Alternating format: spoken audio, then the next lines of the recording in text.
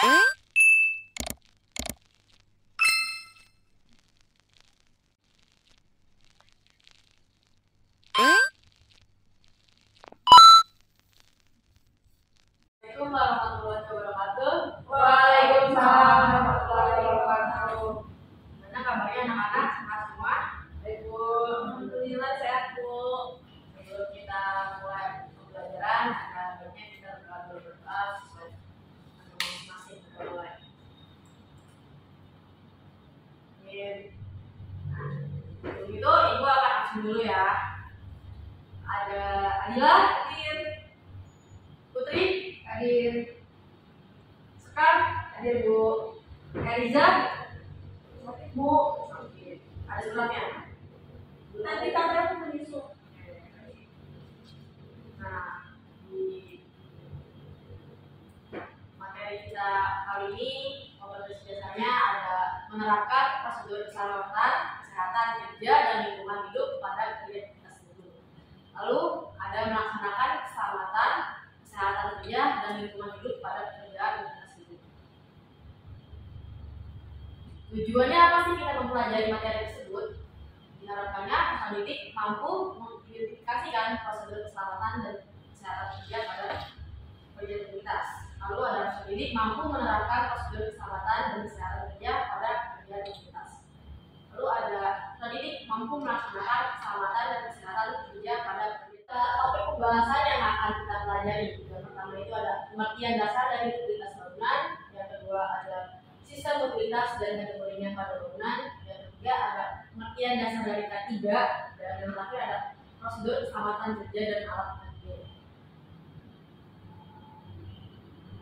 Di sini ada yang tahu utilitas bangunan itu apa?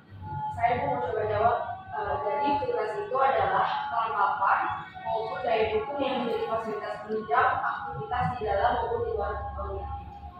Baik, jawaban kamu sudah hampir mendekati, tapi Ibu akan menambahkan agar kita. Apa itu utilitas bangunan?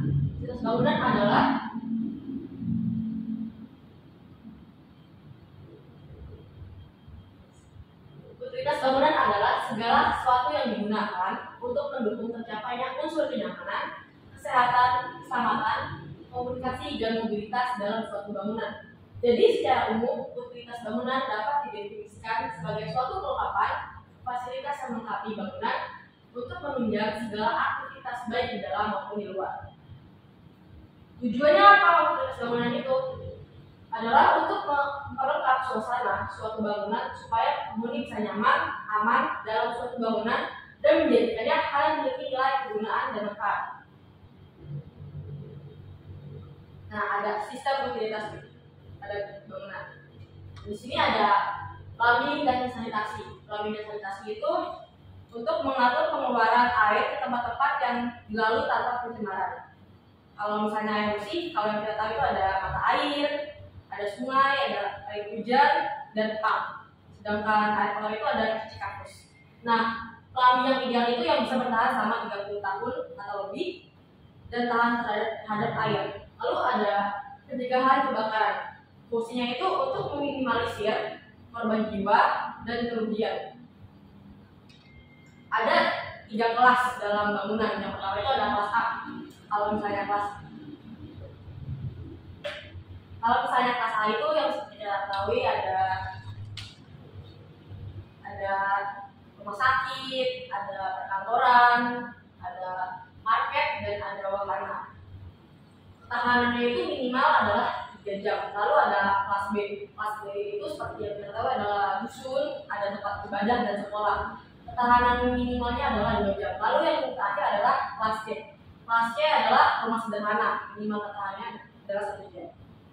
Lalu ada tata udara dan ventilasi. Berfungsi untuk memasukkan cahaya, udara, dan kelembaban udara. Seperti yang kita tahu itu ada jendela dan AC. AC itu fungsinya untuk mengatur suhu udara. Lalu ada pencahayaan dan elektronika. Itu untuk menentukan titik perencanaan pencahayaan elektronika sesuai kebutuhan penghuninya. Seperti stop kontak, saklar listrik, sekring, penangkal petir. Lalu ada transportasi dalam bangunan. berfungsi untuk mengantarkan penghuni ke tempat yang lebih tinggi maupun ke tempat yang lebih rendah. Kalau kita tahu itu di bangunan-bangunan bertingkat seperti mall itu seperti lift dan eskalator. Lalu ada keamanan. Fungsinya itu untuk menghadirkan sebuah rasa aman dan sebuah perlindungan kepada penghuni seperti CCTV, hydrant, dan door emergency. Lalu ada komunikasi. Komunikasi itu seperti telepon, jaringan wifi, dan TV kabel. Lalu ada sound system. Ada pengertian dari K3LH. K3LH itu adalah aturan terkait kesehatan, keselamatan kerja, serta lingkungan hidup. Aturan ini berkaitan dengan keselamatan kerja ketika bekerja di suatu perusahaan maupun instansi. Program ini bisa juga diartikan sebagai suatu upaya untuk melindungi tenaga kerja atau karyawan. Tujuannya agar karyawan senantiasa dalam keadaan sehat serta selamat. Selamat terhadap ketenaga kerjaan sendiri tidak hanya berlaku pada tempat kerjanya saja, program ini juga berlaku untuk memberikan keamanan dalam proses produksi. Lalu ada ciri-ciri dari K3LH. Ciri-ciri itu memberikan fasilitas tenaga kerja dan khusus yang mewajibkan semua pekerjanya untuk memakai, baik yang terlibat dalam produksi, bengkel, dan lapangan. Lalu ada memasangkan tanda K3LH yang mengingatkan pekerja agar selalu berhati-hati. Lalu memisahkan sampah organik seperti tumbuhan dan kertas, lalu ada sampah non-organik seperti plastik dan galon. Lalu menerapkan prosedur K3LH dalam sistem kerja. Sasaran K3LH itu ada pertama, mencegah berbagai kemungkinan kecelakaan saat sedang bekerja, mencegah adanya tenaga kerja yang terkena suatu penyakit di lingkungan kerja, mencegah terjadinya cacat permanen atau cacat tetap pada tenaga kerja, mencegah adanya kematian yang terjadi di tempat kerja, meningkatkan konsistensitas tempat kerja tanpa disertai dengan pemerasan karyawan, serta menjamin kehidupan tenaga kerja yang lebih baik dan produktif.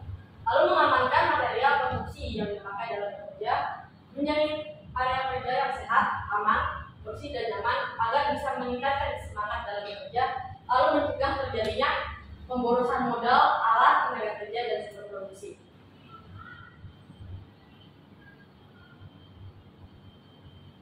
Nah, di sini ada prosedur dan alat K3LH.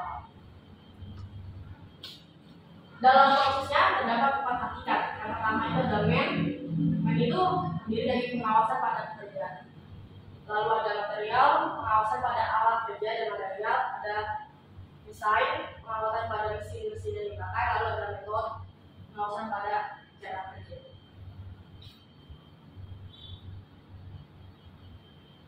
Seperti yang kita lihat di sini ada alat APD, alat pelindung diri. Yang pertama ada safety helmet, berfungsi untuk melindungi kepala dari pukulan, benturan, atau cedera kepala yang disebabkan dijaga dengan keras. Alat pelindung kepala ini juga melindungi kepala dari radiasi, panas, api, percikan bahan kimia maupun suhu ekstrem. Lalu ada air move, fungsinya untuk melindungi telinga dari kebisingan atau tekanan dan dentuman keras. Lalu ada safety glass, berfungsi untuk melindungi mata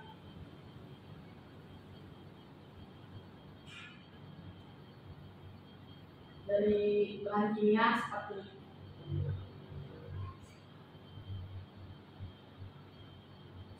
amonium nitrat, gas, dan partikel yang melayang di udara atau air, ikan dengan kecil atau panas turun.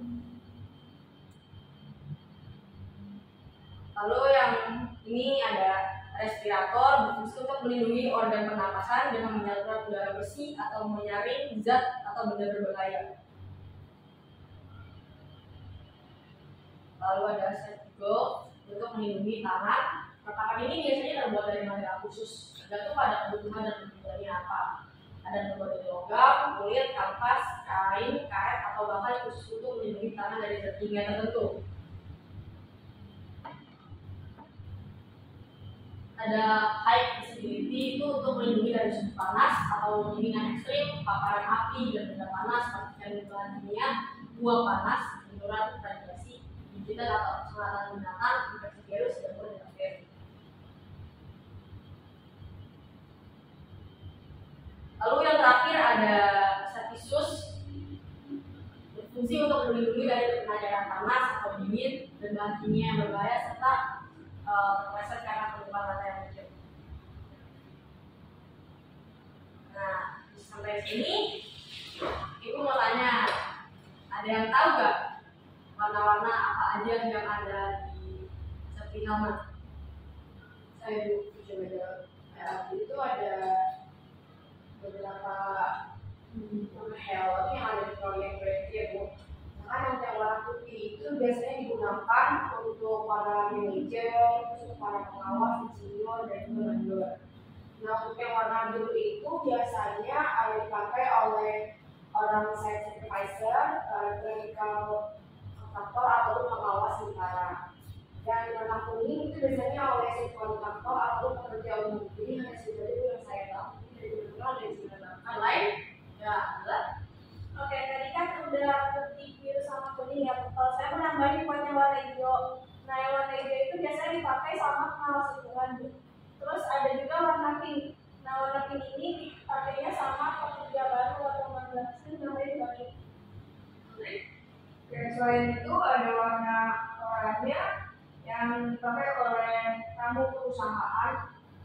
Ada warna merah yang dijelaskan oleh Ibu itu dipakai oleh safety officer yang bertanggung jawab untuk memeriksa sistem keselamatan yang sudah terpasang dan berfungsi sesuai dengan standar yang ditetapkan.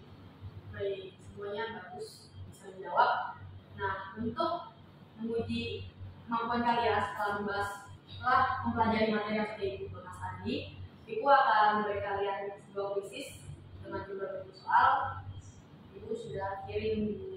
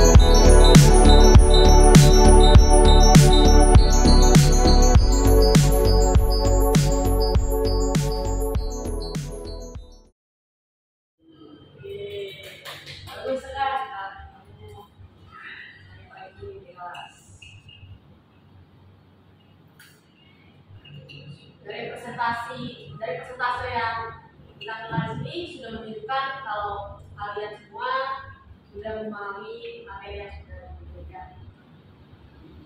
Terus disimpulkan bahwa utilitas bangunan merupakan kelengkapan maupun daya dukung yang menjadi fasilitas penunjang aktivitas di dalam maupun di luar bangunan.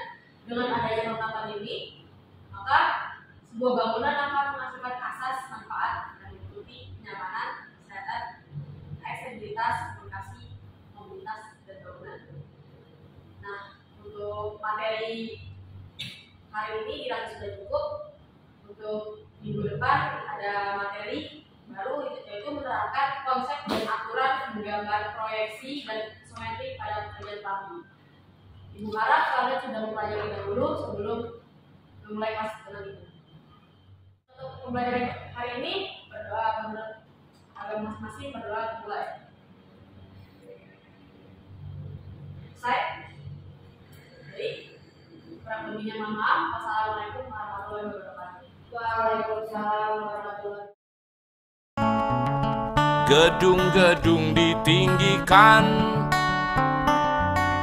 akal sehat dihancurkan,